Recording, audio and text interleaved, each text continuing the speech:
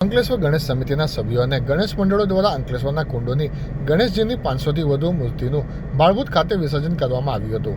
અંકલેશ્વરમાં શ્રીજીની પ્રતિમાઓના વિસર્જન માટે 3 સ્થળોએ કૃત્રિમ કુંડ બનાવવામાં આવ્યા હતા, જેમાં મંગળવારના રોજ શ્રદ્ધાળુઓએ આસ્થાભેર પ્રતિમાને વિસર્જિત કરી હતી. કુંડોમાં વિસર્જિત કરાયેલી માટીની મૂર્તિઓ પીગળી ચૂકી છે, જ્યારે પ્લાસ્ટર ઓફ પેરિસની મૂર્તિઓ હજી ઓગળ્યા વિના રહી ગઈ હતી. ત્રણેય કુંડમાં 500 જેટલી પીઓપીની પ્રતિમાઓ ખંડિત બની જતા ધાર્મિક લાગણી દુભાઈ હતી.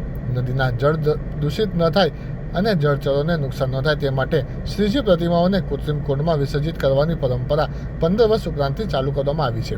દર વર્ષે ભરૂચ અને અંકલેશ્વરના શહેરી વિસ્તારમાં જ પ્રતિમાઓને કુંડમાં વિસર્જિત કરાય છે, જ્યારે ગ્રામ્ય વિસ્તારમાં હજી પણ પ્રતિમાઓને નદીમાં જ વિસર્જિત કરવામાં આવતી હોય છે.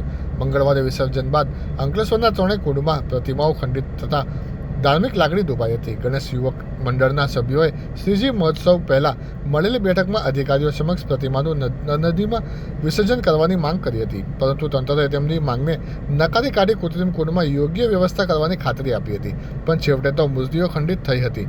સોશિયલ મીડિયામાં યુઝર્સે તંત્રના આવા વલણની આકરા ટીકા કરી હતી. નદીમાં પ્રતિબંધ હોવા છતાં આખરે 500 જેટલી પ્રતિમાઓને અંકલેશ્વર ગણેશ મંડળ સમિતિના સભ્યો દ્વારા વહીવટીતંત્રને સાથે રાખી ફરીથી નદીમાં વિધિવત વિસર્જિત કરી ધાર્મિક લાગણી વધુ ન દુભાવતા અટકાવી હતી.